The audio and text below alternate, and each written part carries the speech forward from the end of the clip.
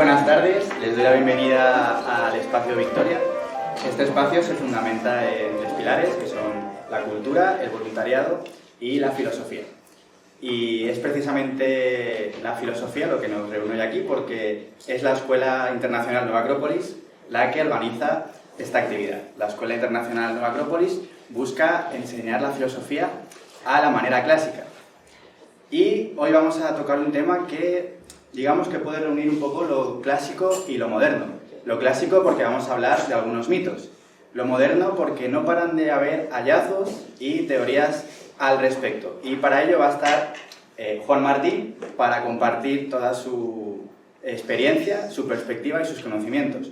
Juan Martín es médico, profesor de filosofía, un apasionado de la cultura egipcia y ha vivido muchos años en Egipto, por lo que tiene mucho que compartir. Además, también es autor de varios libros que tenéis aquí.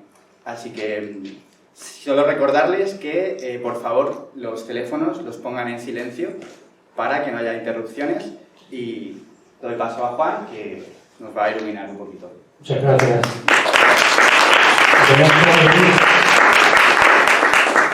Vamos a empezar una larga aventura. Yo espero no aburrirlos. Espero no dar demasiado detalle. No quiero dar demasiados detalles.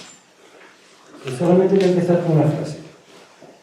Solón, Solón, vosotros los griegos siempre seréis niños, no como nosotros los egipcios, que guardamos en la memoria de nuestros archivos todo el pasado. Y comienza por ahí el mito, la leyenda de la Atlántida o Atlantis, Posidones. Y esa leyenda tiene una serie de problemas, porque ha sido examinada de muchas diversas formas, se han sacado teorías, ya lo veremos un poquito, de diversas clases, pero tiene un punto flaco.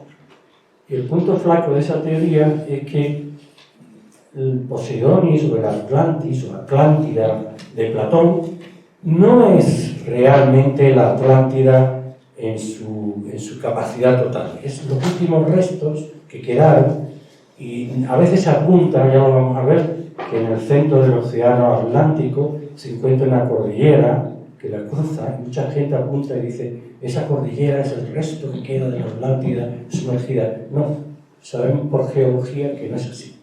Sabemos por geología que ese, lo que se llama el Rift Atlántico, es en realidad dos capas que se encuentran y están expulsando hacia arriba lava, que han chocado, están formando. O sea, en la Tierra hay zonas de producción volcánica y zonas donde, al contrario, fosas, donde se va hundiendo. De tal manera que se establece un mecanismo de salir a la superficie y entrar hacia abajo. Bien, pues no es eso, porque esa Atlántida de Platón es solamente un recuerdo, una parte de la real Atlántida, que es lo que vamos a intentar hablar. Todos tenemos en la cabeza todas esas incluso películas, ¿no? De atlantes, vestidos un poquito como si fueran romanos o griegos, algo por el estilo, con columnas de ese estilo. Pero bueno, vamos a entrar un poquito en materia. Pero antes de entrar en materia, vámonos directo a un poquito de ciencia. No demasiado, prometo. Pero lo primero que vamos a ver es cuál es la teoría de tectónica o teoría de la deriva continental. Este no va. Cuidado. ¿Va? ¿Sí? Va. Ahí está.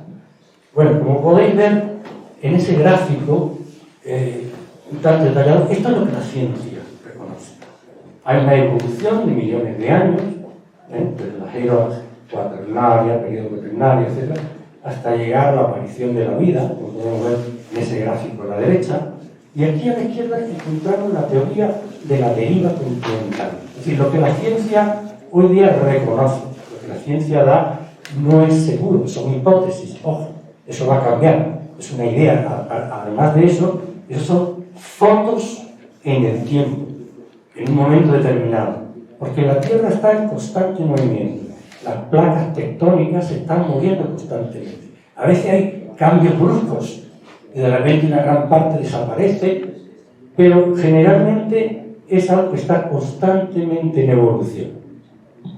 Y ahí podemos ver desde arriba en los distintos nombres que recibieron en distintas épocas. Así, por ejemplo, hace 15 millones de años, en lo que se llama el proterozoico, o sea, cuando empezaba la vida. Zoico significa vida, ¿vale? Cuando empezó eso hace 1500 millones de años. Ese es el aspecto que tenían las tierras. Vuelvo a decir, es una hipótesis. Luego a continuación aparece otro momento en la historia, eso es continuo, pero solamente los científicos han determinado momentos, fotos especiales. Y viene a continuación Rodinia, que se le calcula 900 millones de años. Luego aparece Pannotia, que está en el Paleozoico, es decir, la vida antigua, la primera vida, cuando aparecen los primeros animales pequeños, que se empiezan a reproducir, plantas, etc., Paleozoico. Luego aparece Pangea, y recordar esa imagen porque luego la recuperaremos. Pangea. ¿De acuerdo? Pangea significa toda la Tierra y es el momento también del Paleozoico, del periodo Carbonífero. Y fijaros que estamos hablando de 335 millones de años. Y luego venimos a la Eurasia, o Gondwana, 200 millones de años al Mesozoico. Es decir, que ya son las eras donde aparecen los famosos dinosaurios, etcétera, los grandes animales. Esa es la primera idea que tenemos que decir. Claro, ¿qué es la tectónica de placas? Pues aquí la ciencia se aproxima un poquito a la tradición mitológica. Porque ¿qué nos dice la tradición? Que hubo continentes que desaparecieron. Recordad que en el siglo XIX lo que los científicos pensaban y creían es que la Tierra era algo fijo, hecho. Sí, podía haber pequeños hundimientos parciales en la isla o de las costas si el agua subía un poco, como puede ocurrir en el futuro cercano, pero en general entendían que la Europa, Asia, África, los continentes tal como los conocemos, son estáticos. Entonces aparece Wegener, el que aparece con una teoría en las placas tectónicas, y esa teoría empieza a demostrar que sobre un fondo, un magma caliente y relativamente blando de la Tierra, hay placas, como las tortugas, de alguna manera. Son las llamadas placas continentales que las ven ahí representadas. No los continentes, sino esa especie de línea que enmarca cada uno de los continentes. Esas son las placas tectónicas. Y esas placas tectónicas se deslizan sobre ese fondo de magma que es más suave, y ese deslizamiento progresivo, y lo que había apuntado yo antes, que hay zonas en el mundo donde van apareciendo formaciones volcánicas que van creando lava y más lava y van saliendo, es tierra nueva que va apareciendo, como creciendo, como en el centro del océano Atlántico. Y hay otras zonas como las fosas, donde se va introduciendo hacia adentro, va desapareciendo hacia adentro parte de esas tierras, ¿de acuerdo? Y ese es el continuo circuito en el que estamos moviendo. Bien, pues si vamos a la siguiente diapositiva, aquí tenéis una imagen de lo que sucede, lo que estáis viendo ahí, es lo que está sucediendo justamente en el medio del océano Atlántico. Veis que, por ejemplo, hay dos zonas que se van separando y una zona en medio en la que va apareciendo una actividad volcánica que va creando, a través de esa lava, los nuevos fondos oceánicos. ¿De acuerdo? Es lo mismo que observamos en esta zona.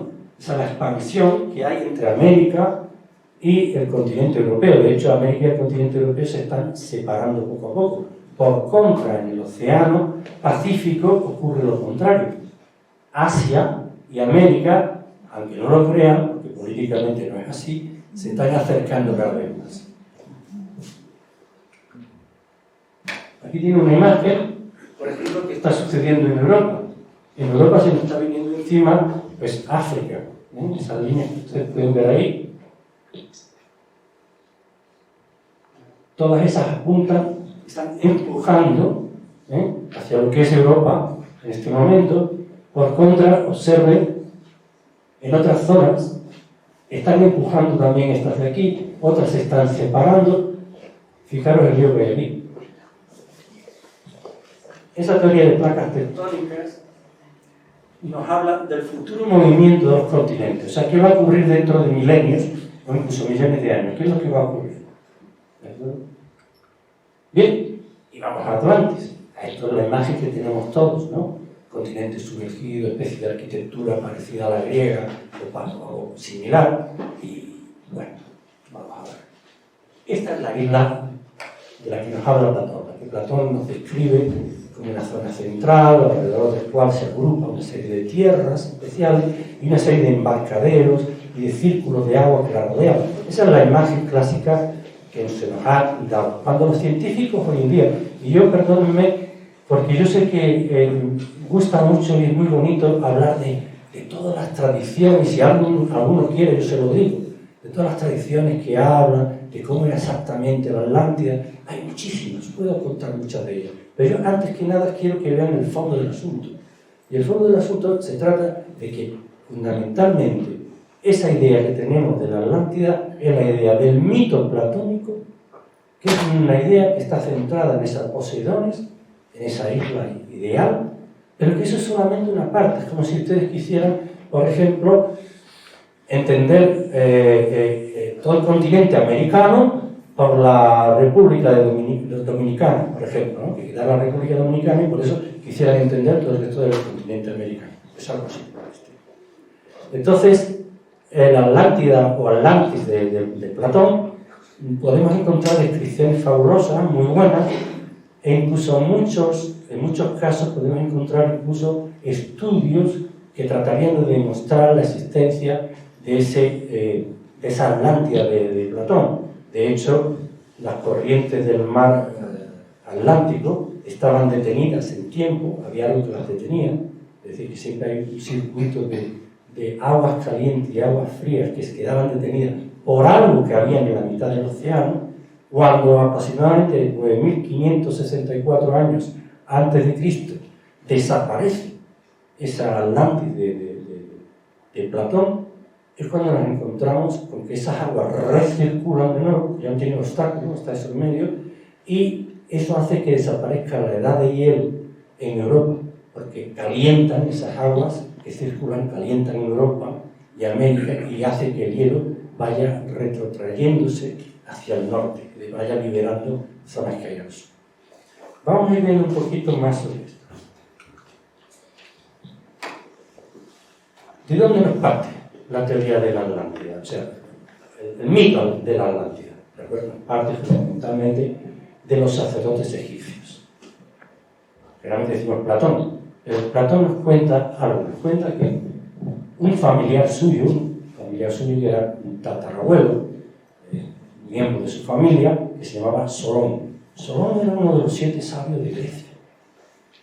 Era un hombre de amplio conocimiento, de capacidad directiva, participando en Grecia en muchos de sus asuntos políticos y de Estado.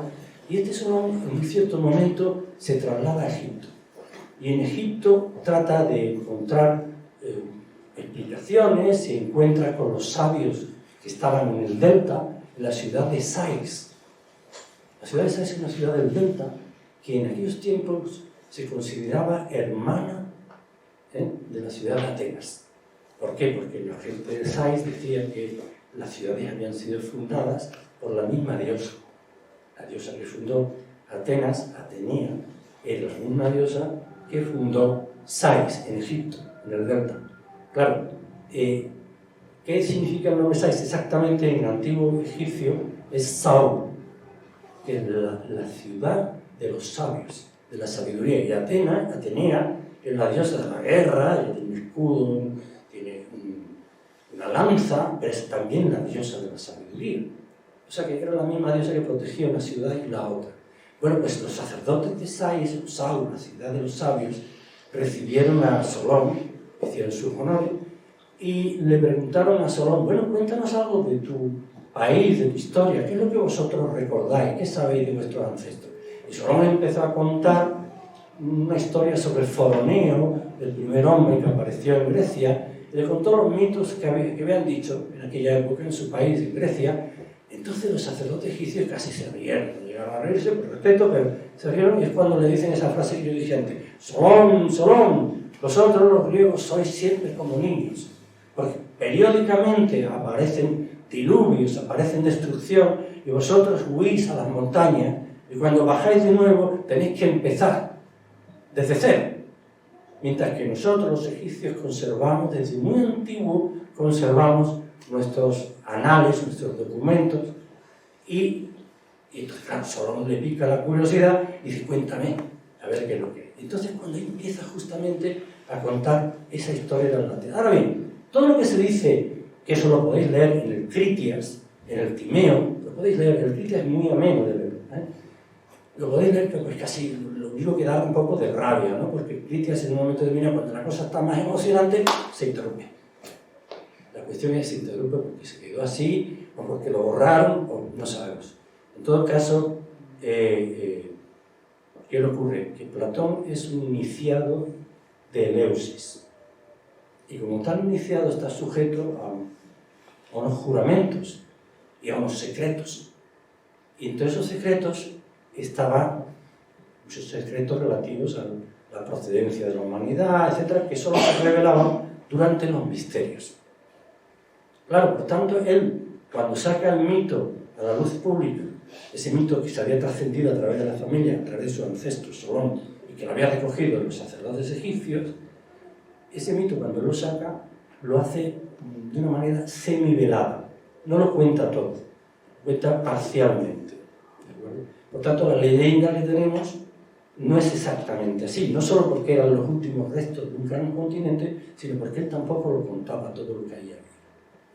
Lo que sí nos dice, en un momento determinado, es que ese hundimiento de ese Atlántida de Platón, de esa isla de Poseidón, sucedió en un día y una noche. En un día y una noche desapareció. Ahora bien, el mismo Platón en otro lugar nos dice que periódicamente el mundo es destruido por el agua o por el fuego. Eso nos dice. Claro, por el fuego significa actividad volcánica. Y por el agua, pues hundimientos en el mar. O bien diluvios o algo parecido. Pero claro, por mucho diluvio que haya, incluso actividad volcánica, ¿cómo puede una isla de un tamaño mayor que Irlanda desaparecer bajo las aguas en un día y una noche? En un momento. Normalmente cuando sabéis que ocurre incluso ahora, hay partes continentales que están afectadas por los volcanes, que van poco a poco comiéndose parte o tapando o provocando pequeños hundimientos relativos. De hecho, se sabe que en esta edad de hielo, precisamente cuando ocurre esto en el 1574, comentaba yo con alguien hace un momento, que precisamente la ciencia sí reconoce que ha habido un hundimiento de culturas, de civilizaciones en las costas. Va a ocurrir probablemente, como esto del agua siga subiendo y el cambio climático, en cuanto suba el agua a 10 metros o 20 metros más, pues ciudades como Nueva York se van a ver amenazadas y muchas otras que están en la costa. Esto ha ocurrido otras veces y sí, ellos reconocen que aproximadamente en esas fechas que se dicen, de 1500 antes de Cristo, pues ocurre que justamente en el Mediterráneo, por ejemplo, en la zona de Italia, se descubrió zonas con cuevas bajo el mar, donde había sido habitáculo del ser humano. O sea, evidentemente eso está recogido. Sabéis, seguramente habéis oído hablar de las pirámides estas que se dicen, los circuitos que hay, por ejemplo, en la costa del Japón, bajo el mar, en los que existen en otras partes del mundo. Es decir, todas esas, la ciencia no tiene nada en contra, porque es un hecho que va a ocurrir, que está ocurriendo constantemente, que las zonas costeras, en un momento determinado, quedan bajo las aguas del mar. Pero, entonces, en este caso es diferente, porque es toda una zona la que desaparece. No solo la isla de Atlántida, nos cuenta Platón que era la isla de la Atlántida o la Atlantis, o Posidonia, pero también que había una serie de islas alrededor. O sea, mucho más el terreno. Entonces, todo eso desaparece en un momento determinado. Gracias. Todo eso desaparece en un momento determinado. ¿Cómo puede desaparecer una cosa así en un día y una noche? Ni por actividad volcánica es posible, ni nada por el estilo. Ahora sí, hay una cosa, hay una hipótesis que alguien que escribió un libro sobre esto y que se carteaba con Einstein, que se llamaba Ignatius Donnelly, que luego fue senador americano, etc., era un investigador, y escribió un libro sobre estos temas, pues estuvo carteándose con él y hablando de la posibilidad de que el eje el eje de la Tierra hubiese cambiado. Sabéis que la Tierra tiene un eje un poquito inclinado, unos 30 grados, ¿no? Tiene un eje inclinado y así va rotando alrededor del Sol, pero siempre inclinado, ¿vale? De esta manera. Claro, se sabe que en los últimos 100, 150, 200 años, desde que se ha podido medir, ese eje se está moviendo. Si ponéis un mapa, imagináis un mapa de la Tierra, pues el eje está cayendo de a poco, como 5 centímetros cada año o algo así, es muy poquito, en dirección, imaginar como si cayera en dirección a Nueva York, aproximadamente el eje. Claro, en llegando, todo el mundo veis, bueno, todo el mundo quizás de los que estáis aquí, pero los de mi generación, habéis jugado a eso que se llamaba jugar al trompo. Cogía eso que atabas la cuerda alrededor de una peonza, la tirabas al suelo y aquello giraba, y hasta que aquello empezaba, cuando iba perdiendo velocidad, ¿qué ocurría? Empezaba a bambolearse, ¿no? Hasta que finalmente hacía así y ya caía. Bueno, ¿qué ocurre con este eje que tenemos? Ahora mismo tenemos una peonza que es la Tierra, y esa peonza está girando, pero si va perdiendo velocidad, ¿y cómo puede ser que pierda velocidad? Bueno, puede ser mecanismo de la Tierra, porque sencillamente los hielos cambian de posición porque se derrite, las aguas del mar suben, es decir, tener en cuenta que estamos sometidos no solo a la mecánica de la Tierra, sino la Luna y el Sol, que poseen acciones de atracción, etcétera, sobre la Tierra. Entonces, si en un momento determinado ese movimiento de giro de la Tierra se retrasa un poquito, solo un poquito, el péndulo va a ir cayendo, o sea, va a ir cayendo el eje hacia el norte. Y llegando a un cierto punto, ¡pam!, se da la vuelta.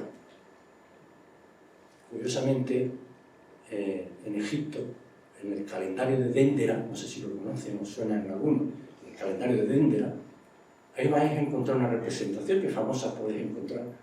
Ahí están recogidos todos los signos del zodiaco, en espiral, van así, en espiral hasta el centro. Y cada uno va en su lugar, uno tras de otro, ¿no? Pero curiosamente hay una representación de Venus en 3 posiciones distintas.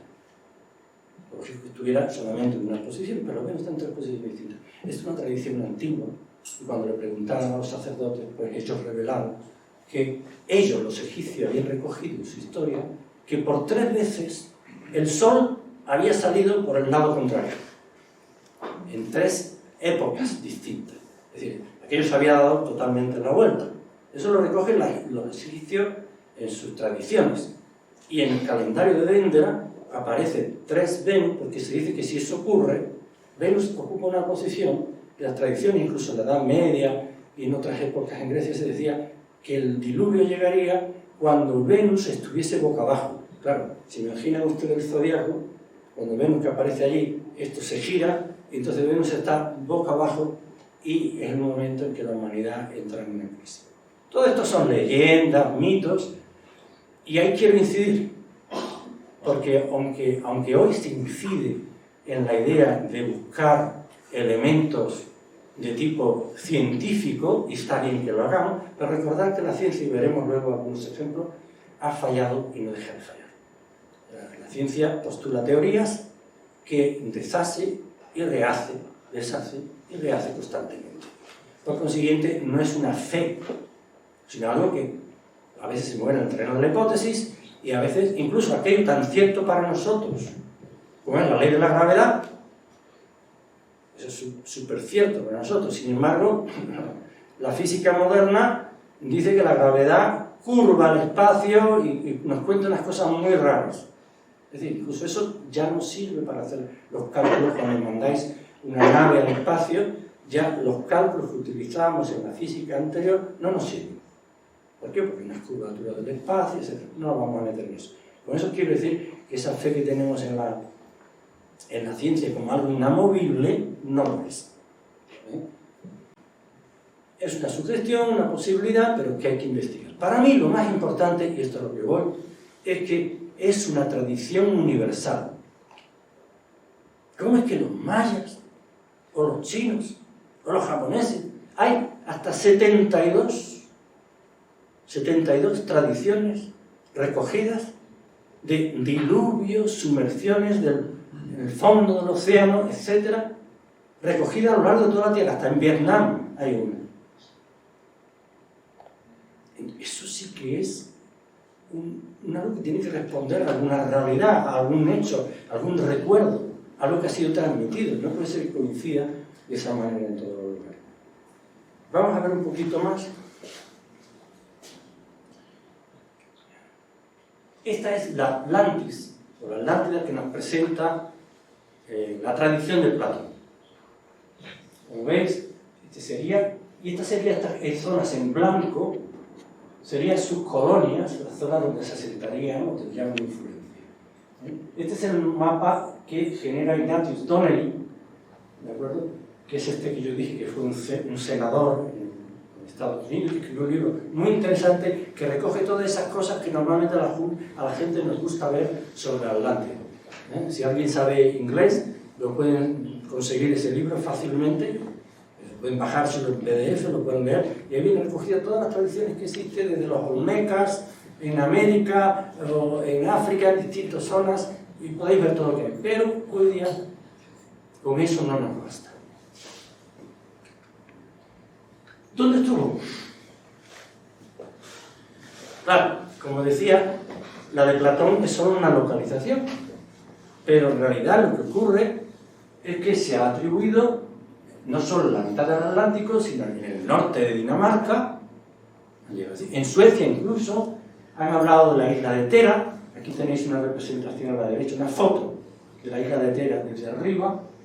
En las Islas Canarias, las Azores, Java, Indonesia, en todos los sitios hay leyendas, y en todos los sitios hay gente que postula y ha escrito libros. Se dice, no, la Atlántida estuvo aquí en Indonesia. La teoría que más es aceptada por los científicos hoy en día es que todo esto de la Atlántida surge por lo de la isla de Tera. La isla de Tera, aproximadamente 8.000 años antes, algo parecido, estalla, o sea, la isla era redonda,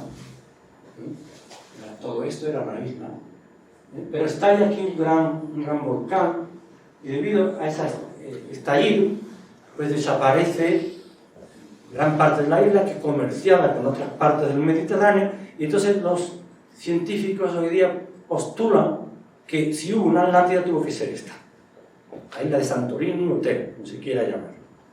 Bien, ¿qué hay en contra? Pues que las mismas leyendas de todo tipo, primero lo localizan en otro sitio, a ver cómo podemos juntar todas esas piezas. Y segundo, la platónica, la pieza de origen platónico, dice que estaba enfrente de las columnas de Hércules. O sea, en el Atlántico, que tiene, por cierto, la misma raíz de nombre, ¿no? En el Atlántico, sabéis que además esa raíz ATL, atro, es una raíz que no existe en el griego, por ejemplo, en el idioma griego, ni en el sánscrito, solamente existe en América, en el idioma llamado náhuatl. Es decir, la parte americana, los idiomas de Mexica y de esta zona de Centroamérica son los que poseen esa raíz ATL, atro, que no lo tenemos. Bien, pues esa isla de Santorini o Tera no justifica en absoluto, ni por la época, ni por la situación que nos dan los mapas antiguos, las tradiciones que hablan sobre eso, no corresponden en absoluto. Es la única posibilidad que existe. Vamos a avanzar. ¿Cuáles son los patinazos de la ciencia? Aquí tenemos que hablar de ello, porque hay una adoración de la ciencia. Entonces tenemos que ver que la ciencia se equivoca, saca cosas, las asienta, avanza la hipótesis, vuelve a patinar, algunas cosas se van quedando en fila. El tren.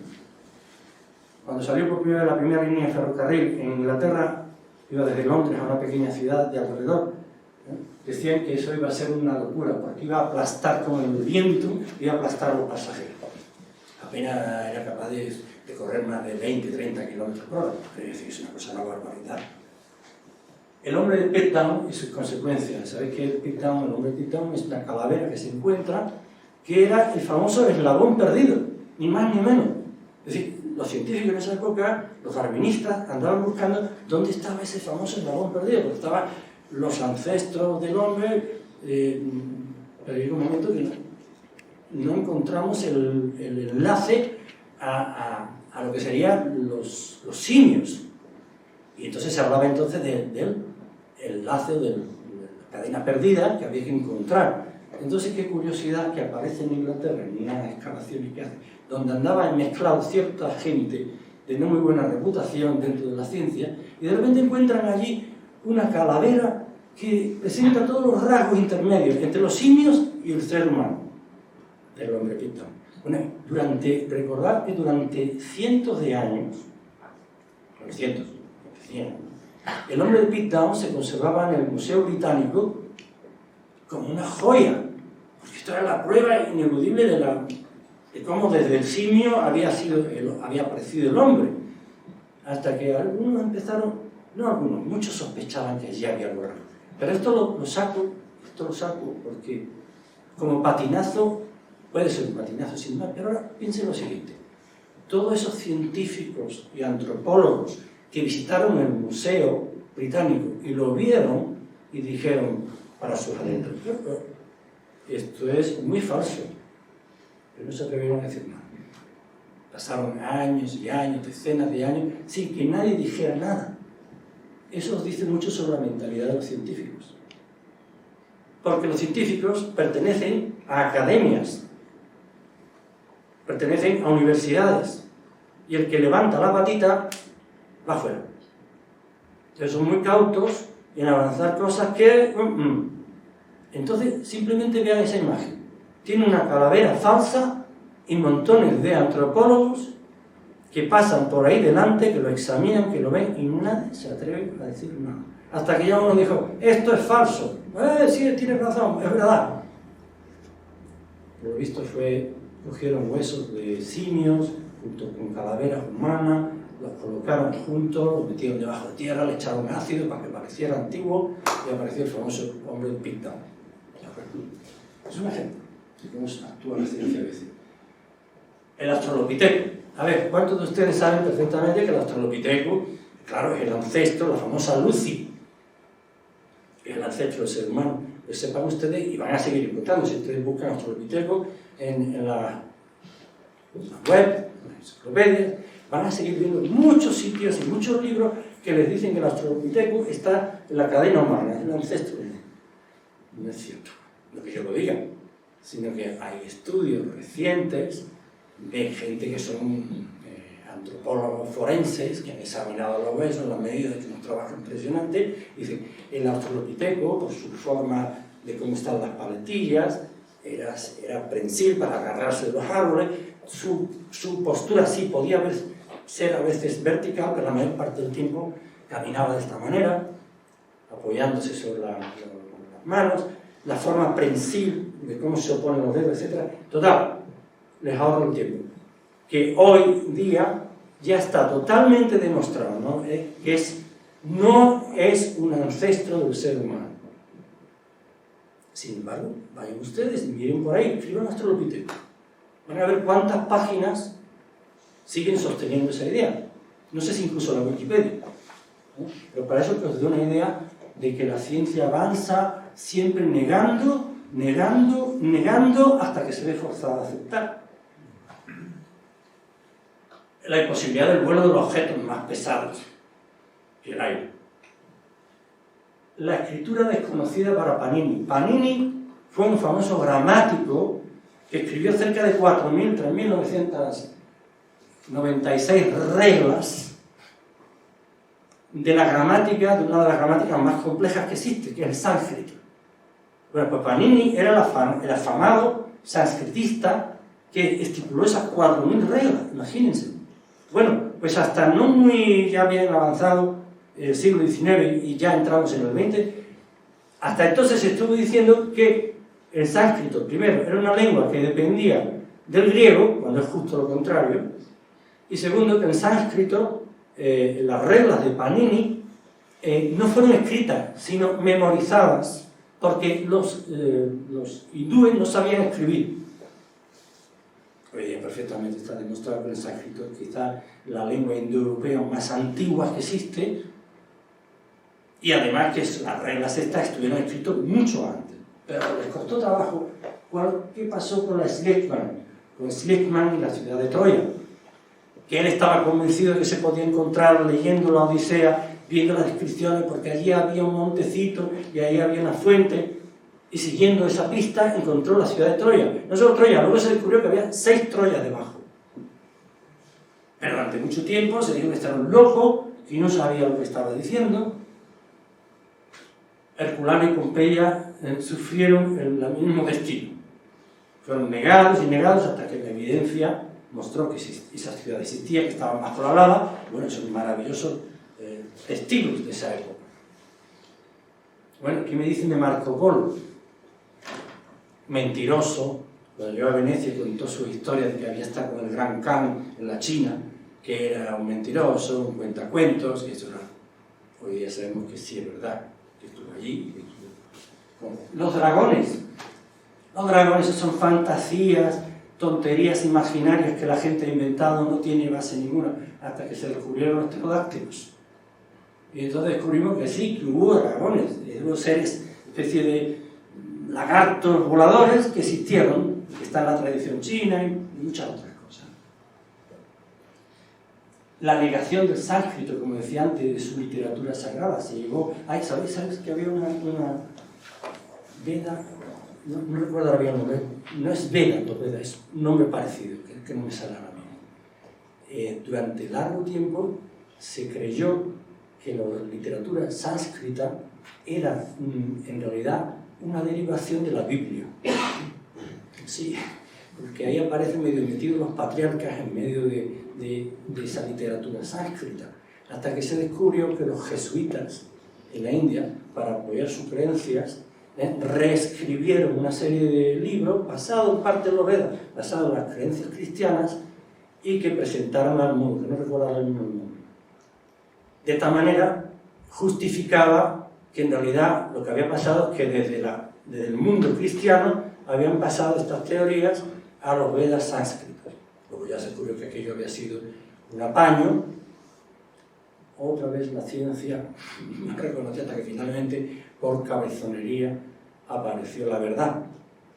Solo algunos ejemplos que les pongo para que vean que la fe científica hay que tomarla. La ciencia avanza y avanzará más, y cada día sabremos menos. No la estoy despreciando. Lo que estoy despreciando es la tontería, el papanatismo, el que lo ha dicho un científico. Porque esto, además, lo veis en las conversaciones diarias. Yo recuerdo que yo estaba viviendo en el Cairo, y hubo una época en que los mismos musulmanes integristas decían: el Corán dice no sé qué, y ahora tales hipótesis están avaladas por lo que dicen los científicos, porque mirad, bueno, sacaban cualquier cosa que supuestamente apoyaba lo que decía el Corán. Y yo discutía con ellos, decía: pero ¿no os dais cuenta de que estáis poniendo el Corán bajo la égida de la ciencia? Si vuestro libro tiene una verdad, la que ella sea, pues se debe defenderse por sí misma. Pero no debe estar basado su fundamento y su verdad en la ciencia, porque la ciencia siempre va a cambiar. Entonces, hoy día encontramos mucha gente que afirman algo, dice: mira, las ranas vuelan. ¿Cómo que tú estás loco? ¿Cómo que las ranas vuelan? Es que lo ha dicho un científico, lo ha dicho la ciencia. Usa la razón y la lógica y la prudencia. En eso hay que recordar los famosos escépticos, los escépticos de los clásicos, que algunos de ellos llevaban un anillo aquí y decían: no creo nada a menos que yo lo haya visto por mí mismo, lo haya examinado y haya puesto mi sello. Esos eran escépticos. Ahora el escepticismo es una especie de casi manía, especialmente entre los jóvenes. No me creo nada. No, eso no es escepticismo, eso es un negacionismo que no va a ningún lado. Bien, los diluvios y subversiones. Ahí es donde tenemos que centrar la cosa. Porque cuando estamos hablando de la Atlántida, hemos dicho que lo de Atlantis de Platón, yo le llamo Atlantis para no confundir, es un eco, que no corresponde exactamente, es un eco solo. Lo que sí encontramos en todas las tradiciones universales es esta idea. La idea de que ha habido desapariciones, de civilizaciones, de continentes, de emergencia de lo mismo, encontramos muchas. Por ejemplo, en Egipto, en Isis y Osiris, o Annes, Yunnes, o Jonás, que es lo mismo. O Annes es el nombre que se le daba en Babilonia, Yunus es el nombre que se le da en el Corán, y Jonás es el que aparece en la Biblia. Ahora veremos un poquito más. Viracocha, por ejemplo, Manu Vaivasvata, en la India, y como decía yo antes, hasta 72 tradiciones de diluvios, que ha habido diluvios, desapariciones, sumersiones. Bien, vamos a tomar la primera, que es una egipcia, vamos a pasar para que vayamos viéndolas. En Egipto, he puesto ahí unas imágenes que nos pueden ayudar. En Egipto hay un concepto, que es el comienzo del mundo. El comienzo del mundo es en el abismo, en las aguas. El Nun. Ahí tenemos una representación de Nun. ¿Ves esas ronditas que tiene? Eso representa el agua. Y ese bastoncito que tiene así alargado es el bastón de los millones de años. Está hablando de ciclos que se repiten, que van surgiendo, ¿veis? No sé si se aprecia bien aquí. ¿Veis que hace como una especie, el bastoncito tiene como una especie de marcas, porque es como la hoja de una palmera, que va teniendo como tocones, ¿no? Cada uno de ellos representa los años que van pasando. Pero pues el Nun son las aguas primordiales. Y en el Nun, la nonada, la inversión, de repente aparece un personaje que es Jepri, que es un escarabajo. La palabra Jepri es un verbo y significa evolución, conciencia, procreación. Jepri, es decir, ¿qué significa aquí? Evolución, conciencia, creación. La conciencia aparece cuando hay tiempo. Si no hay tiempo, no hay conciencia. ¿Por qué? Porque el tiempo hace que las cosas vayan cambiando y tú te vas dando cuenta. Si todo estuviera estático y no hubiera tiempo, no habría conciencia. Se empieza la creación, se pone en marcha, se pone en movimiento. Ese es el escarabajo que aparece. Y ese escarabajo que surge del agua, que es la evolución, que es el tiempo, levanta entre sus patas un sol. Ese es Atum. Y Atum, con M, es una palabra egipcia, es un verbo, es una palabra que significa, según el contexto donde tú lo encuentres, en un jeroglífico, significa todo o nada. Puede significar las dos cosas. ¿Qué es esto de todo o nada? Y lo entenderéis dentro de un momento. Todo porque de ahí todo surge. Y nada porque ahí todo vuelve y desaparece. Surge ahí. Y en ese momento, Atum, ese sol que se levanta, misterioso, cuando se manifiesta, se convierte en Ra, el sol tal como bueno, esplendoroso, el sol creativo. Y de ese sol va a aparecer toda una serie de parejas, que yo no voy a detallar ahora porque voy a aburrirlo, pero va a aparecer una serie de parejas celestes, terrestres, etcétera, hasta llegar a Osiris, y luego de vuelta otra vez al mundo de hoy. Así que hay en el libro de los muertos egipcio, hay una parte donde Atum habla en el final de los tiempos. Esto es el comienzo, en el final de los tiempos. Atum habla con Osiris. Oh Osiris, qué bien he hecho por ti. Te he dado lo mejor, todo lo que necesitas, porque te he permitido sobrevivir. Y dice, yo desapareceré en las aguas del mundo, como una serpiente que misteriosa y circular, es el círculo del tiempo, pero que nadie percibe, está en las aguas. Dioses, hombres y animales desaparecerán. Y solo tú, Osiris, permanecerás. Osiris es el sabio, el iniciado, la sabiduría, aquel que pasa a través del tiempo. ¿Por qué? Porque en la creencia antigua, sea egipcia o de otros pueblos, la vida no es aquí empieza y esto va hacia arriba, hacia arriba, hacia arriba. No es así. Eso es una idea del positivismo que no es cierta. Sino que en la antigüedad es la idea del ciclo. Miren qué ocurre con los átomos. Miren qué ocurre en los ciclos respiratorios de la bioquímica, el ciclo de Krebs. Miren qué ocurre en los planetas, miren lo que ocurre en todo, incluso en los sistemas galácticos. Es decir, todo tiene un comienzo, un final, una vuelta a empezar, las estaciones, lo que ustedes quieran, todo es cíclico. El hombre, desde mi creencia, también es cíclico. Porque termina su vida, se sumerge en las aguas y renace. Todo es así.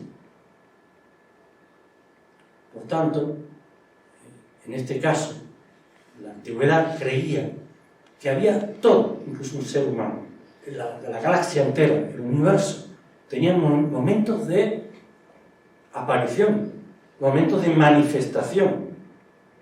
Eso le llamaban manvantras. Y tenía momentos de sumergirse, desaparecer, oscuridad, la noche, nada. Pralayas. Manvantras y pralayas. Manifestación y no manifestación. Yo, ser humano vivo, yo desaparezco del mundo y vuelvo a reaparecer. La reencarnación, vaya, en otras palabras. Esa era una creencia general del mundo antiguo. Todo tenía momentos de manifestación y momentos de no manifestación. Y eso es importante en Egipto. En Egipto incluso, las aguas del Nilo, se pensaba que un mundo estaba ahí abajo, aquietado, en calma, pero que un día aquello empezaría a emerger, porque en Egipto saben ustedes que no llueve, muy raro que llueve, porque a mí me cayó una encima un día, pero es raro. Entonces las aguas del fondo, las aguas subterráneas, las aguas del más allá, en un momento determinado, en su creencia, subirían y anegarían la tierra entera. Las aguas del mundo. La leyenda de Manu Baisvasvata, esta es otra leyenda. Porque en estas desapariciones de continente, apariciones, sea de la Atlántida o de lo que fuese, esa idea detrás existe la idea del Pralaya y del Manvantara. Como por ejemplo, en la tradición hindú. En la tradición hindú tenemos, en este caso, anda por ahí Manu Baisvata, que aquí lo representa ese señor que está ahí detrás. Bueno, una de sus representaciones. Bueno, sabéis que Manu, en la antigua India, no significa un personaje, pero en realidad es la humanidad. Los ciclos de la humanidad, porque también la humanidad muere, renace, igual que un ser humano. Entonces la humanidad. Pero esta humanidad, en un momento determinado, este Manu, ve un pececito que se está ahogando. Y le da pena un pececito, lo recoge el pececito y bueno, lo colocan un poco de agua, una especie de pecera. Y el pececito va creciendo y creciendo y ya no cabe en la pecera. Entonces coge y se lo lleva a un laguito. Y que sigue creciendo y creciendo y no para. Entonces se lo lleva al mar. Y de repente aquello es un pez grandísimo. Y entonces Manu cae en la cuenta. Dice, tú tienes que ser un dios. Tú no puedes ser un pez. Dice, sí, yo soy un dios, el Mastya Avatar. Y efectivamente la representación es la representación de Vishnu. Y le dice, y esto seguro que le recordará algo, llegará un día que vendrán las aguas y lo cubrirán todo, pero tú te salvarás si te pones en un bote y yo te llevaré a través de las aguas. Eso nos suena a la leyenda de Sisustro, a la leyenda de Noé, es que tiene el mismo origen. Y efectivamente lo llevan ahí, y ahí dentro hay 7 sabios, los 7 rishis, que son las 7 estrellas de la Osa Kodan, y que son los 7 sabios que dan nacimiento a la civilización hindú, que son como los grandes patronos de la civilización hindú, también de la egipcia, porque bajo otro nombre. Bueno, esto es un ejemplo de las leyendas que hablan de sumersiones y tal. Pero fíjense, este tipo de leyendas, aquí tenemos otra, Oannes, en Babilonia. Oannes o Yunnes también se llama, o Jonás. Es el hombre pez. Por cierto, el Papa lleva eso ahí por alguna razón. ¿Recordáis eso que lleva aquí? Esa mitra. ¿Por qué?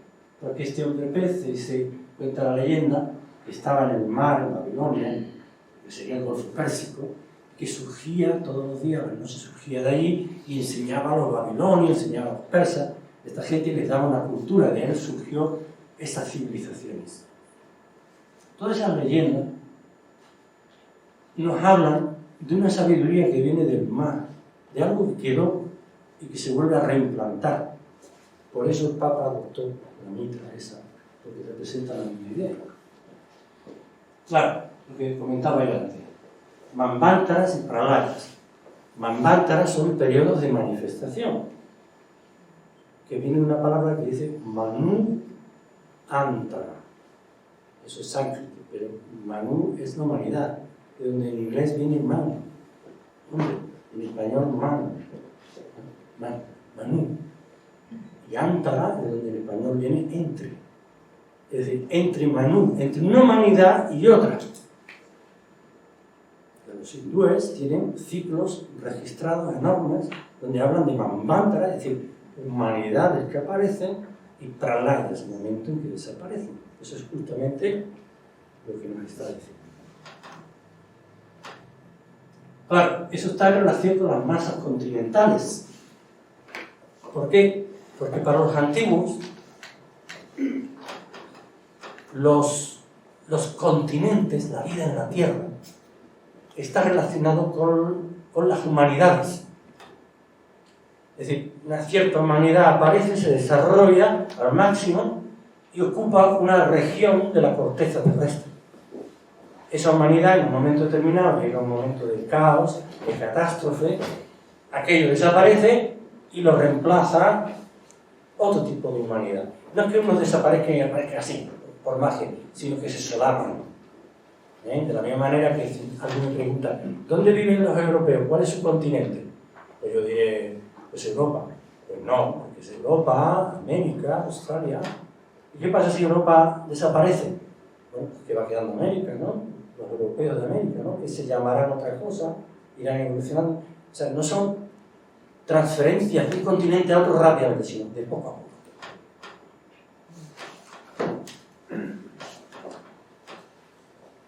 Entonces recogemos unas masas continentales ancestrales. En esto nos ayudan las leyendas que se han recogido del Tíbet a través de Elena Petrovna Blavatsky. Ella y otra gente en colaboración crearon unos mapas en base a los restos que se conocían. Ellos hablan de que hubo una primera isla imperecedera que dice, según esas tradiciones, que esa isla nunca desaparecerá. Fue la isla de la primera porción de la humanidad que apareció. Esa isla imperecedera sigue existiendo de alguna manera, porque está debajo de las aguas justamente de lo que está en el Polo Norte, entre Rusia, Groenlandia, Canadá, Estados Unidos. ¿Es esto que ven ustedes ahí? ¿Es esto que ven ustedes ahí? Esa sombra, ¿vale? Sigue estando ahí, esa sombra. En cuanto esas aguas recedan un poco, aparece ahí esa isla sagrada que se cuenta la tradición, ¿vale? A partir de ahí tenemos la Hiperbórea, que es lo que cuenta también la tradición. La tradición habla de esta zona circular que aparece aquí, lo que sería la Siberia, ¿no? Esa parte del norte de América, la Siberia, que sería la segunda zona donde la humanidad se habría establecido en algún momento. En el siglo XIX hay un señor que se llama Felix Plato, que era un biólogo, y él estuvo estudiando la fauna de África, la fauna existente en Polinesia y en varios sitios, y llegó a la conclusión de que tendría que haber una tierra que permitiera el paso de la fauna de uno a otro. Esa tierra la situaba él aquí, aproximadamente esta sombra que se ve aquí. Y eso justificaría que haya pasado desde Australia y desde otras zonas la vida hacia África y de ahí que se hubiera expandido hacia los demás continentes. Él le llamó a esa tierra, puesto que tenía una parte de Madagascar, donde ustedes saben que hay una raza de pequeños monos que se llaman lémures, pues él llamó a esta tierra Lemuria. De ahí luego se hicieron historias varias, luego la ciencia lo olvidó aquello, pero la persona de quien yo había hablado antes, Elena Petrovna Blavatsky, recogiendo esas tradiciones, escogió de esas tradiciones este nombre. Y ella misma lo dice en sus publicaciones, que ese no es el verdadero nombre. Pero como estaba de fama en el siglo XIX, esto estaba en pleno apogeo, en los círculos científicos, hablar de este continente perdido ahí que se llamaba la Lemuria. Ahora bien, ¿qué es lo que la tradición esotérica recoge sobre eso. Esta sería la Lemuria. Es el mapa que elabora Scott Elliot, partiendo de esas leyendas y de esas descripciones. Sería lo que ustedes ven aquí de color como anaranjado. Ahora bien, yo les recuerdo a ustedes, en diapositivas anteriores, que os mostré Pangea. No quiero volver todas las diapositivas, pero eso lo volvemos. Pangea, más o menos, simplemente cambia un poquito la disposición, en el sentido este, pero viene a ser como Pangea. Y esta sería la evolución de este continente inmenso, que para todo lo demás no existía. Lo que está en blanco no existe, solamente existía. Este continente inmenso llegaría, como ven ustedes, desde Australia, lo que sería hoy día Australia, esa parte de ahí, pasando por la India, parte de Siberia, parte de África. África no existía, solamente esta porción de aquí, y llegaría hasta el Atlántico y aún más allá. ¿Vale? Bien. Ese continente le vamos a llamar Lémuro Atlántico. Y a partir de ahí va desarrollándose a lo largo de, no a lo largo de milenios, a lo largo de millones de años. A lo largo de millones de años va apareciendo esto. Por cierto, España es muy antiguita, ¿no? No nos queda mucho. Por ahí hay cierta tradición, será mentira, pero yo la cuento, que dice que los países europeos se van a ir al fondo en algún momento, pero eso sí, os digo una cosa, que dice que la tradición que una especie de movimientos sísmicos aparecerán y Inglaterra será el primero que va abajo, y luego el resto irá hacia abajo. Bueno, esto es lo que va apareciendo, una zona, una masa importante aquí, esto va desapareciendo, y en el Atlántico va apareciendo una zona importante, que luego se va definiendo aquí, que esto conforma dos grandes islas que se llaman Ruta y Daitya, que son estas dos grandes islas que se llaman en la tradición. Muy importante observar qué está pasando aquí en Egipto. África en realidad no estaba presente, esto era un mar interior que llegaba en realidad hasta aquí, que no estaría dibujado. Ahí está mejor. Ruta y Daitya. Esas serían las dos grandes islas atlánticas, más todo lo demás que hemos visto, porque es un proceso largo. Ahora lo retomaremos. Ruta y Daitya. Y aquí encontramos un mar interior tremendamente grande. Y los egipcios vivían aquí. Es decir, Egipto hoy día sabemos que llega hasta aquí. Pero solo esta parte serían los egipcios. Los egipcios primitivos, que no hay que confundirlos con los egipcios de épocas posteriores. Los egipcios primitivos son una mezcla, según la tradición, de restos atlantes, o sea, de gente atlante que emigra de esa colonia que aparece aquí, y de gente que vinieron de lo que sería la India, que tampoco es la India que nosotros conocemos. La tradición dice que esa India tenía una extensión tremenda. Y de ahí vendrían a colonizar esta parte. Las tradiciones hablan de los hijos de Set, de los hijos de Horus, de los followers, de los Shem-Shuhot, que llegaron a Egipto de países del este y otras tradiciones de países del oeste, hay varias tradiciones en el Antiguo Egipto, y que llegan y colonizan. Son los primeros egipcios, que no son todavía egipcios propiamente dicho. Los egipcios aparecen mucho tiempo después, se van creando y va desapareciendo este mar interior. La tradición incluso, como yo he vivido en el Cairo, les comento una anécdota. Yo estaba en el Cairo cuando se construyó la segunda línea de metro del Cairo. Y yo era muy amigo del cónsul de Chile. La compañía que estaba horadando para hacer los túneles del metro del Cairo eran chilenos, una compañía chilena. Y como él tenía buenas relaciones con ellos, le pidió que por favor, si podían traer muestras de lo que estaban excavando, a 200 metros y a 100 metros trajeron varios. Y me las trajo las muestras, que las tuve en varios paquetitos. Cuando tú abrías aquellos paquetitos te encontrabas a 200 metros, 150 metros debajo de lo que es la ciudad del Cairo hoy en día, pues te encontrabas con pequeñas conchitas, es decir, evidentemente aquello había sido un mar en algún momento, y incluso lo más que me sorprendió es que en uno de los paquetes, precisamente el más profundo, aparece una pequeña plaquita, como las primeras plaquitas predinásticas, que estaban hechas de esteatita, una especie de material muy fino, que se utilizaba en colgantes o algo así, con unas pequeñas inscripciones. Allí se ha quedado en el Cairo, con gente que yo conozco, pero es curioso, eso se ha sacado de 150 metros debajo.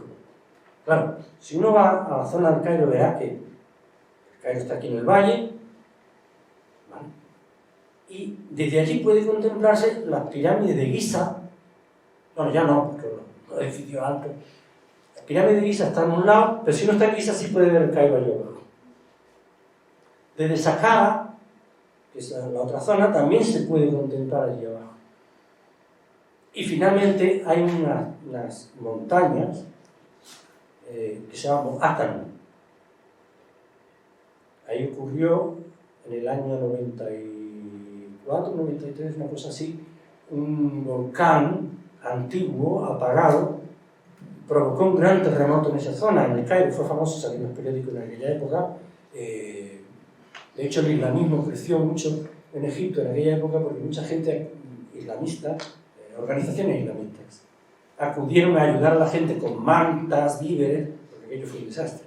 Porque ahí, y salió en los periódicos entonces, que los geólogos comentaron que justo al pie del Moátaro, eso era una zona volcánica que había estado en actividad precisamente unos 9.500 años, vaya, nos coincide con la época final de esto. Entonces, evidentemente, si uno está en el Moátaro, arriba, si uno se sube arriba, que allí gente vive, hay calles y todo, ¿no? Puede uno ver Saqqara en una zona, allí a lo lejos, en la otra ve Giza, o sea, los tres. Es curioso porque la tradición nos habla de 3 islas que estaban interconectadas por una serie de túneles y cosas en lo que sería, luego fue el Cairo. No sé si esto tiene que ver o no tiene que ver, yo les cuento lo que yo he experimentado y lo que yo sé. ¿De acuerdo? Bueno, pues ahí tendríamos entonces, esto ya se va acercando a la idea del Atlantis de Platón, la idea que entendemos por el Atlantis de Platón, y esto sería esta zona, Egipto solo sería esta zona, recordar que también según la tradición, Egipto, este mar interior no existía, o sea, que era el mar Mediterráneo. Incluso recientes estudios han encontrado que lo que es el Mar Negro, han encontrado justamente en el Bósforo una zona donde hay como una especie de farallones, una especie de unas presas, ¿no? Unas presas, de manera que parece ser que en un momento determinado el agua creció más de la cuenta y ya entró hacia adentro constituyendo el Mar Negro. Bueno, pues esto estaba, pues aquí no había agua. Entonces Egipto, decía la tradición, que Egipto era uno de los ojos de Horus, el otro era Europa. Vamos a una sola unidad, en realidad. Bien. Por tanto, encontramos una serie de dinastías míticas en muchas leyendas. Nos hablan de reyes iniciados, de dioses que habían estado en los comienzos. En el caso de Egipto, encontramos con que Manetón, que fue un sacerdote, precisamente también del Delta, recogió una serie de leyendas que por desgracia no las tenemos porque se encargaron de borrarlas. Porque solamente tenemos trozos que quedaron en otros. Y Manetón nos habla, en esos trozos que quedaron, están publicados, pues si buscáis Manetón incluso lo podéis bajar y leer.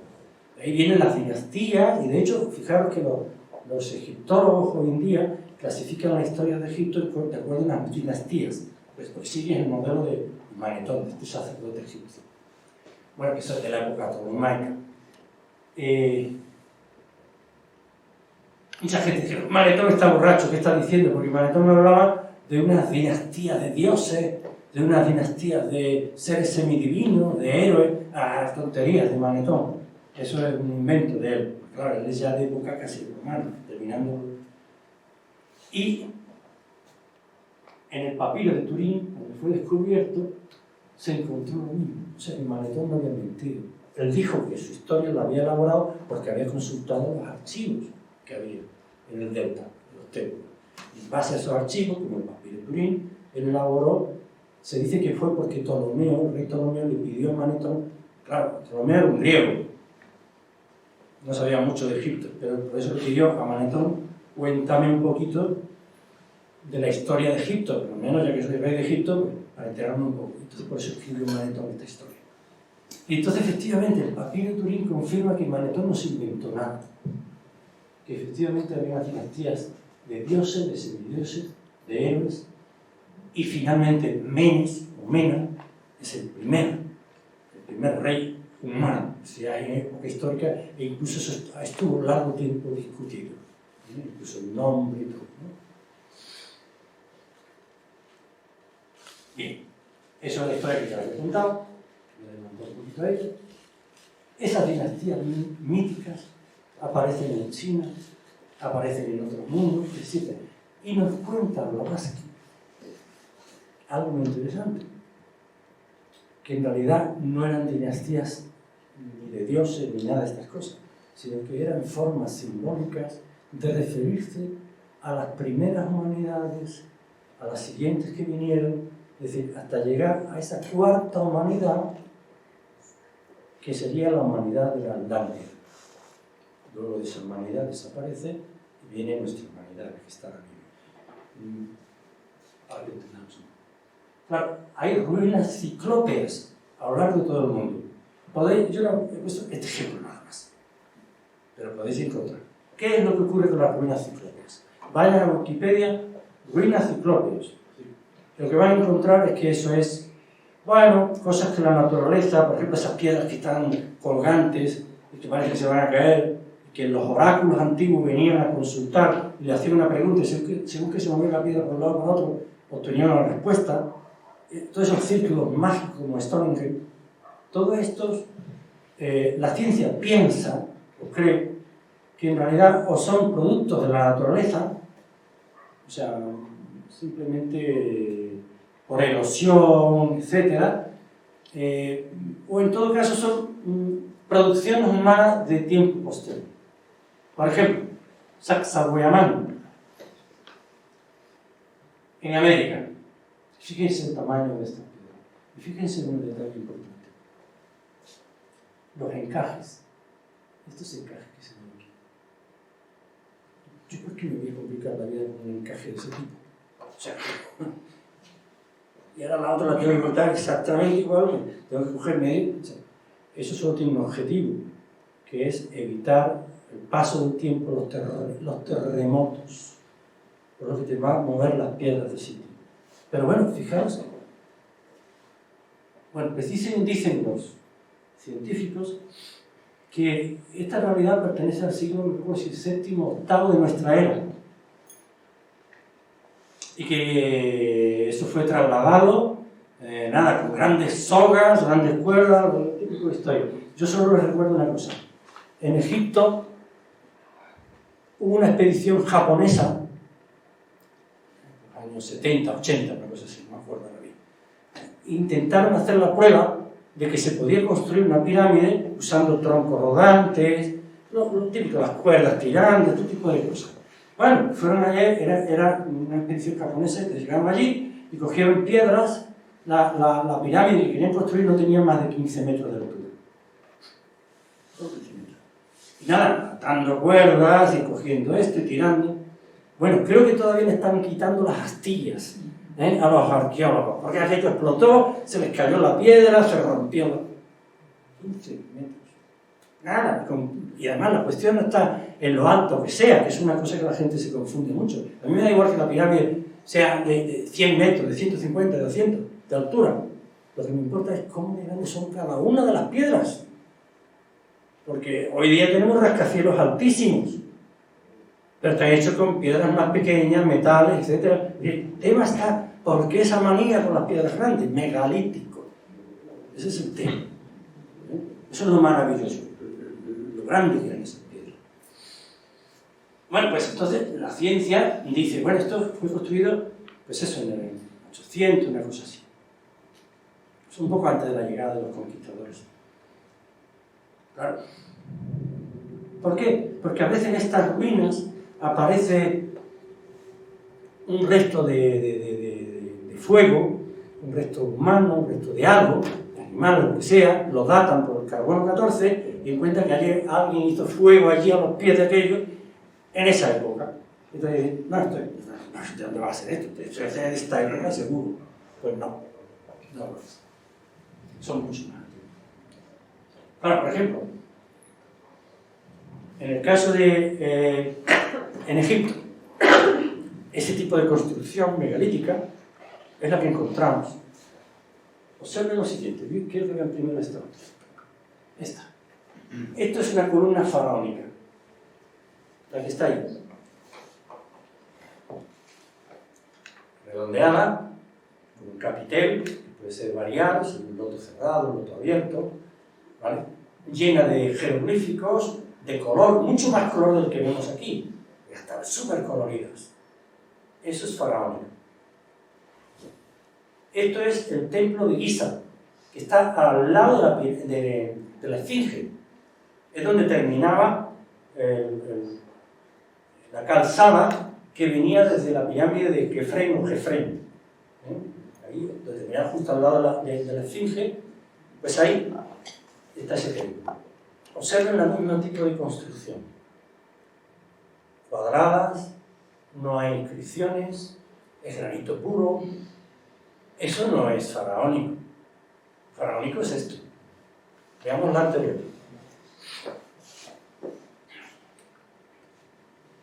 Vean el tipo de encastre. El mismo que hemos encontrado. Miren lo difícil que es hacer esto. Esta piedra se dobla así y hace una pequeña pestaña ahí. Y esta otra pestañita ahí. Pero qué manera de complicarse la vida. Y ahí, en esas grietitas que hay, no hay manera de entrar en una hojita fina. Esto no es faraónico. Esto es de otra época, no sabemos de cuándo. Como encontraron estatuas del rey Jefren en el interior, estatuas colocadas así. Esto es de la época de Jefren, ¿no? Menos mal que nos salva el asunto. Pero bueno, los templos han sido usados y reutilizados durante las dinastías. Egipto también. En el sur. Esto está en el sur de Egipto. En Abidos. ¿Vale? Y entonces en Abidos encontramos esto, donde míticamente se decía que estaba enterrado Osiris. Míticamente. Se decía, míticamente estaba enterrado. El mismo tipo de construcción. Esto no es faraónico, esto es muy antiguo. Y de hecho está en un nivel más bajo. Esto está al lado del templo de Seti, está más bajo que el propio templo de Seti. Curiosamente, al lado, hay una cosa que se encontraron los arqueólogos, que es una habitación que no tenía entrada, no tenía ventanas, no tenía puertas, fueron a excavar. ¿Para qué se usaba esto? Bueno, míticamente, a eso le llamaban el restauro del sur. El otro que vimos antes, que estaba al lado de la Esfinge, le llamaban restauro del norte. Exactamente, bajando la pirámide de Jefren, viendo hacia la zona del templo que hemos visto antes, a mitad de camino, un poquito antes de la Esfinge, hay un pozo que se descubrió no hace muchos años atrás. Entraron en el interior y había como en la gran pirámide una especie de sarcófago abierto, de porfirio, y un nivel más abajo cubierto por agua. Y aquí una inscripción que decía, este es el Rastao de Osiris. El libro de los muertos habla del Rastao del norte y el Rastao del sur, donde también se atribuía que estaba Osiris. Ahora, Osiris no podía estar en los sitios. Son en realidad sitios especiales, muy antiguos, en los cuales se extraía el Osiris de los iniciales. ¿Me explico? Estas palabras que acabo de decir. Ra, del sol, sol. Stau significa extraer, tirar. Y verán ustedes en el Antiguo Egipto muchas representaciones donde empilar un jet, y del jet surgen dos manitas y un sol que lo sube. El jet, el pilar de Osiris, es el propio Osiris. Y un Osiris, ¿quién es? Tú, yo, cualquiera de nosotros, el cual ha llegado a un punto en que supera el estado común de la humanidad. Se convierte en un Osiris. Cualquier ser humano puede llegar a ser un Osiris. Y un ser humano que se convierte en un Osiris extrae de sí mismo, contiene en sí mismo, pero dormido, el sol, la espiritualidad. Entonces, por eso aparecen los papiros, el Rastau es el lugar donde se extrae, a través de las ceremonias iniciáticas antiguas, se extraía el sol, la espiritualidad, la iniciación en la antigüedad. Entonces, había un lugar de iniciación en el norte llamado Rastau del norte, y el Rastau, eso está en el libro de los muertos. Y además, viene dicho en el libro de los muertos, no sé, está el Rastau del sur, en el lugar de piedra arenisca, rodeado por agua. Me parece a mí que es este. Toda la tradición antigua atribuía a esta zona donde estaba esto, pues es una zona sagrada, y de hecho un poco más allá había una zona que no se atrevían los egipcios a pisar, a entrar. Y ahí no se podía llegar. La gente que podía, tenía medios, intentaba enterrarse él a sí mismo, a su familia, cerca de aquella zona, pero no era una zona porque era muy sagrado, no se podía tocar. Por eso, porque atribuían que Osiris había estado ahí. Pero claro, Osiris no es un dios, Osiris es yo mismo, cualquiera que llega al estado de Osiris, de osirificación, es decir, llega al estado de superación del ser humano. Claro, todas estas tradiciones vienen de muy antiguo, porque la tradición nos dice que Osiris, o que eso signifique, vino de allende los mares, con Isis. ¿De dónde venía? Viracocha, en América, vino de allende los mares. Esa tradición, o Annes y Unnes, como he visto, vino de allende los mares. Bueno, ¿por qué vino de allende los mares? ¿De dónde venía? De esos continentes desaparecidos, que avanzamos un poquito con el tema. Bien. Vale. Bueno, y entonces, yo no he querido decirles a ustedes, porque hay una flora que está en América y que es la misma que se encuentra en Asia, porque eso está todo en discusión.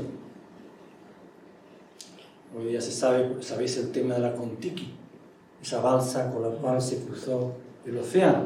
Es decir, las floras, etcétera, sabéis también por el puente de Behring, en el norte. Es decir, por ahí no voy a intentar demostrar la existencia de la Atlántida. La existencia de la Atlántida tenemos que verlo en otras cosas. Primero, en darnos cuenta de una esencia fundamental de que ya he mencionado. La ciclicidad absolutamente de todo. Y que la Tierra no es una cosa fija, sino en evolución. Y que nosotros, paralelo a la Tierra, evolucionamos. En conexión con la Tierra. Y la Tierra es como un gran animal que de repente saca una placa y mete otra hacia adentro. A veces una actividad volcánica que hunde. A veces el polo que se cambia, como decían los antiguos egipcios, que decían que había ocurrido hasta 3 veces. En los 75.000 años antes se atribuyen a los egipcios 75.000 años a la construcción de las pirámides. La egiptología le da no más de 3.100 o por ahí. Por tanto, hay una evolución de las cosas que pueden verse en la naturaleza. Esa constante evolución está presente en el hombre. Hay quien piensa que la vida se acaba y eso es todo. Bueno, yo no le estoy diciendo que creáis en eso. Si no creáis en eso, está ahí, es vuestra libertad. Yo sí pienso así. Porque si no, no entendería muchas cosas. No por creencia, porque la creencia es una cosa. La creencia es una fe en algo. Yo no es la creencia, es la lógica que me lleva a pensar las diferencias humanas existentes tan grandes. No solo entre razas humanas, sino incluso entre persona y persona. Y que no puedo explicar por qué unos nacen en la miseria, por qué algunos están muriendo en Ucrania en este momento, o los están machacando en Palestina. Y otros vivimos tan ricamente aquí. ¿Y qué va a pasar mañana? Y hay gente que prepara la guerra y no sabemos qué va a ocurrir en el mundo. Porque obedece a ciclos. Y cuando la noche llega, los ciclos, cuando la noche llega, los criminales aparecen, ¿no? ¿No es así? ¿O es que ellos prefieren la noche? No sé qué es antes. Lo cierto es que una cosa va con la otra. Y cuando en la civilización, en el mundo, hay épocas en que el ser humano se vuelve más materialista, más egoísta, menos respetando los valores sagrados, es cuando va apareciendo ese materialismo que destruye. Y eso es lo que estamos asistiendo hoy en día. O sea, a mí me da igual, no voy a ir a ninguna teoría, ni nada político, ni nada de otro tipo. Pero sí entender que es constante envilecimiento, en cierta manera, del ser humano, por la pérdida de ideales. La pérdida de ideales, fundamental. Ya no nos inspiran a nadie. Y eso nos está acercando a un periodo peligroso. No es mañana, ni pasado mañana, pasarán miles de años, muchos miles de años, pero evidentemente estamos llegando a una época de declive que se parece en muchos aspectos a lo que decía la antigua Atlántida. Cuentan de los atlantes que se volvieron orgullosos, vanos y medio brujos. Eso cuentan las leyendas. Y yo pregunto, ¿no nos pasa eso a nosotros? No, es como que a nosotros nos va a pasar lo mismo. Bueno, para aquellos que entienden de la reencarnación, dicen que esos atlantes no fueron otra gente, somos nosotros. Y volvemos a cometer los mismos errores, en búsqueda del materialismo a toda costa.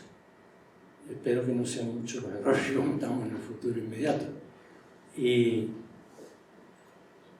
espero también que les haya servido para tener una visión otra de los libros al uso y de las páginas web al uso que tanto hablan del Atlantis, de que tenían esto y que tenían aquello. Sí, yo podía haber hablado de la tradición de los Vimanas, las naves que corrían, del conocimiento que tenían sobre la electricidad y sobre la energía atómica, de los barcos que... ¿Y qué? Eso no me enseña nada. Si ustedes quieren, hay un montón de literatura sobre eso, y de libros, incluso algunos bestsellers. Si lo que querían es que entendieran todos esos ciclos, que la Tierra es un ser en movimiento y que nosotros estamos relacionados con ello. Y bueno, si tenéis alguna pregunta, aquí estoy dispuesto, aunque yo creo que os he agotado para el resto de la encarnación. Dígame.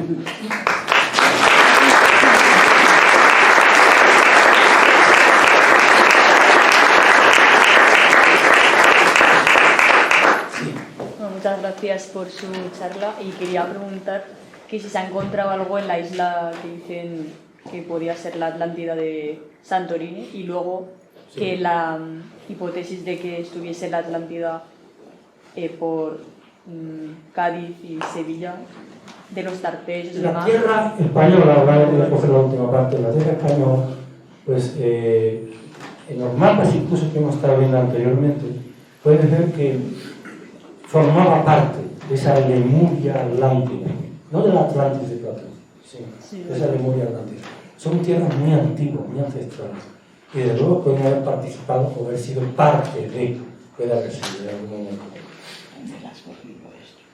La otra cosa era que perdón. De Santorini, si se ha encontrado. No, de Santorini no, de Santorini el tema está que es muy posterior, que no explica en absoluto todo lo que se cuenta sobre la Atlántida, porque la Atlántida se nos dice, según el propio Platón, que eran poderosísimos, que tenían islas alrededor, otras, que invadían otros continentes, que su poder llegaba hasta más allá del Asia y la Tirrenia. El Asia, por Asia se entendía el Asia que entendemos hoy en día, sino lo que sería hasta Egipto, o sea, toda la parte esa, Medio Oriente, llegando hasta Egipto, y la otra parte cogería, bueno, pues hasta el mar Tirreno, que sería Italia aproximadamente.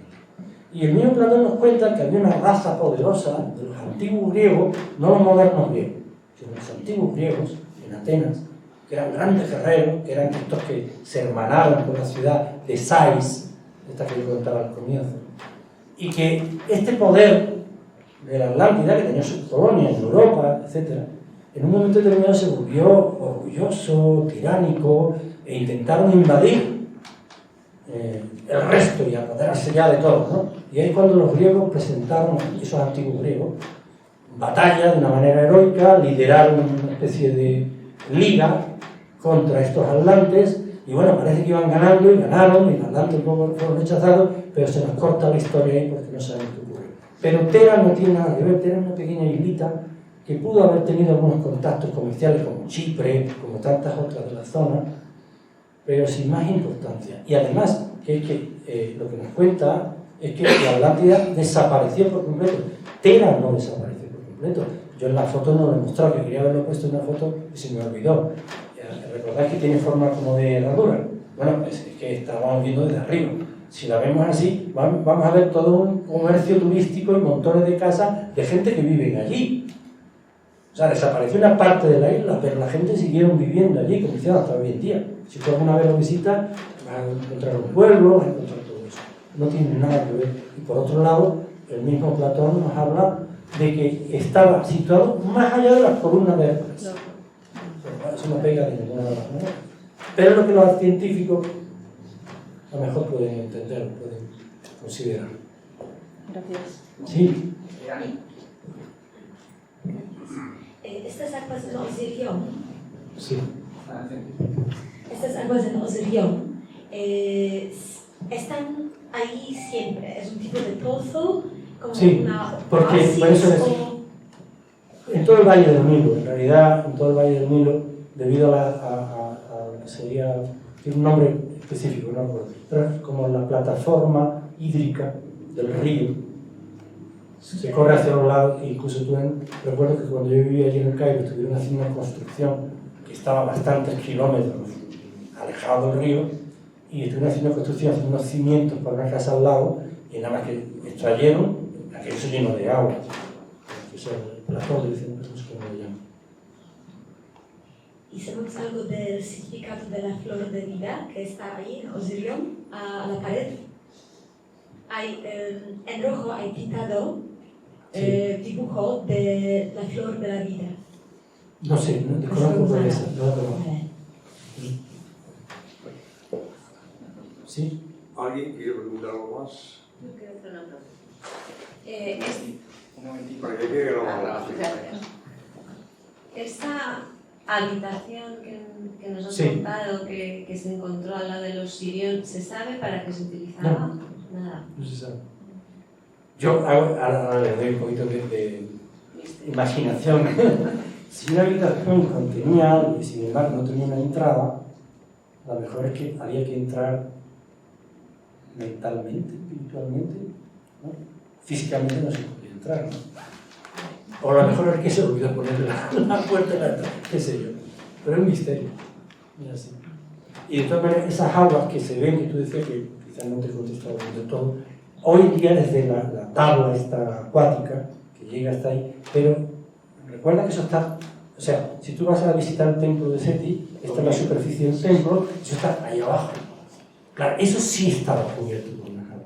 Y en la tradición se dice que la tumba de Osiris estaba cubierta por las aguas.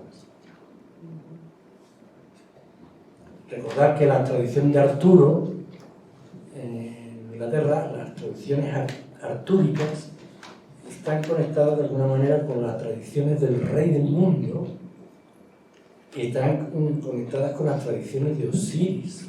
Y sus 12 caballeros están conectados de alguna manera. Y recordad que ocurre con Arturo en un momento determinado. O sea que también de Arturo se dice que estaba, no murió, tiene que estar en algún sitio rodeado por aguas, etc. Pero claro, recordad las aguas del Nun. Es decir, que esto es un concepto general. ¿De dónde nacemos nosotros? De las aguas de nuestra madre, ¿no? De la placenta. O sea, el agua siempre es el abismo profundo, el espacio acuático donde surge la vida. Bueno. Una última pregunta. Bueno, gracias por la interesante conferencia. Quería preguntarle acerca de, relacionando la desaparición de manera repentina de la Atlántida con los signos de los que hablaba al comienzo de la conferencia, de un cambio del eje magnético de la Tierra, también con el fuego o la inundación, como dice que son los cambios a nivel tectónico de los continentes, y de algo que ha hablado al final de la conferencia, que es como que para un futuro cambio quedarían como miles de años. A mí me gustaría saber si está datado eso, es decir, que pudiera haber desaparecido la Atlántida por un cambio de eje, porque no hubo fuego ni agua. Claro, pero por eso he sacado yo la historia del continente Lémuro-Atlántico. Es un gran continente que es equivalente más o menos al Pangea, una cosa parecida. La historia de la desaparición de ese continente Lémuro-Atlántico comienza con movimientos sísmicos y desaparición progresiva. Esto ocurrió a lo largo de miles y miles y miles de tiempo. Algunas tradiciones hablan hasta de 200.000 años, tiempo inamarcable. Y ahí va desapareciendo toda esa zona que yo mostraba hacia la derecha, hacia el Pacífico, del cual los restos que han quedado pues, son Hawái, todas estas islas polinésicas, lo que es la famosa estatua de Pascua. Y bueno, además es curioso porque todas estas islas, sabéis que tienen idiomas con raíces parecidas. Cuando los europeos llegaron allí, ¿cómo se comunicaron? Por eso se hizo la expedición Kon-Tiki, para demostrar que eso era porque se habían trasladado de una a otra. La tradición dice que no, que porque eran habitantes de algo más antiguo, Australia, etc. Todo eso era la parte del mundo. Y esa parte fue a través de una serie de movimientos sísmicos, volcánicos, sísmicos, poco a poco a lo largo de extensos periodos de tiempo. Fue desapareciendo. La parte última, la parte ya europea, atlántica, que va quedando ya, se decía que la isla de Platón no sería mayor que lo que es Irlanda hoy en día. Esa última parte es la que la tradición dice que desaparece por agua. Así que esto desaparece por fuego. Esa parte de Lemuria, ¿no? Y la parte atlántica es la que desaparece por agua. Y yo planteaba la cuestión, no tengo la solución, pero planteaba la cuestión, decía, ¿cómo puede desaparecer? Si ha habido actividad volcánica lo puedo entender, porque, claro, un volcán erupciona, venga lava, venga esto, explosiones, pero es un proceso que tarda días, semanas, meses o años. El día y la noche, un volcán, no conozco ninguno que haga eso. ¿Cuáles otras posibilidades? Una inundación.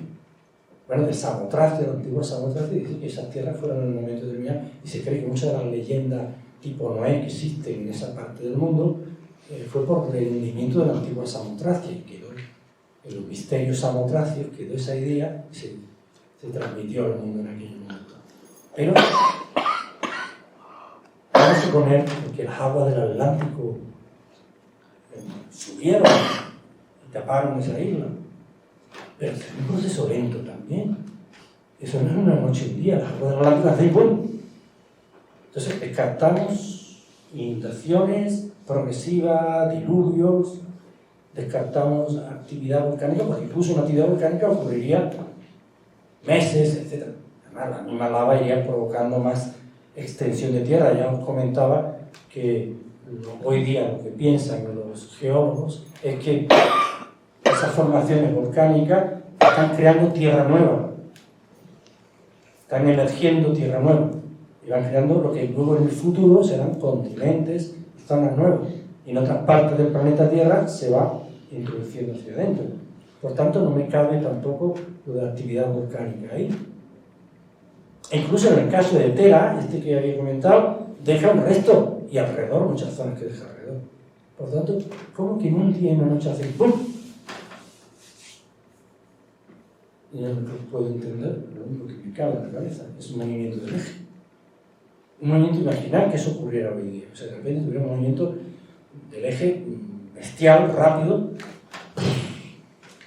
O sea, los maremotos, los tsunamis, las fracturas que provocarían en la corteza terrestre serían tremendas. Y además esto ocurriría así. Eso sí lo puedo. ¿A cuándo ha podido eso ocurrir? No sé, porque glaciaciones ha habido muchas, esto ya pertenece a la época atlántica, a la última glaciación, 9500, ya comentaba que el mar de los Sargazos, esa zona que se producía ahí, aparece justamente porque desaparece algo ahí, que deja entrar la corriente del océano y calienta los continentes, tanto el americano como el europeo, y hace que la edad de hielo última vaya desapareciendo, porque se van calentando. Fijaros en el frío que hace en Madrid, comparado, por ejemplo, con Valencia. Evidentemente, cuando tienes la influencia del océano al lado, atempera las... Entonces, no sé exactamente cuándo se ha podido producir, pero ya esto ya es avanzar. Hay una cosa que se llama el año platónico. El año platónico se estima la precesión de los equinoccios en 2560 y algo años, y un año platónico sería el recorrer los 12 signos, cada uno de 2500, 2300, en total 25.000 años. Cada 25.000 años había una vuelta de rueca y según las tradiciones ahí había cambios importantes. Pero esto que estamos hablando es muy antiguo, mucho anterior, y son periodos muy lejanos, muy tremendos. Lo que recoge la tradición. No es algo que pasó ni siquiera hace miles de años, sino muy anterior. Como digo, Platón solo recogió una última leyenda o una última excusa para hablar de una cosa sin hablarlo, porque estaba prohibido para él.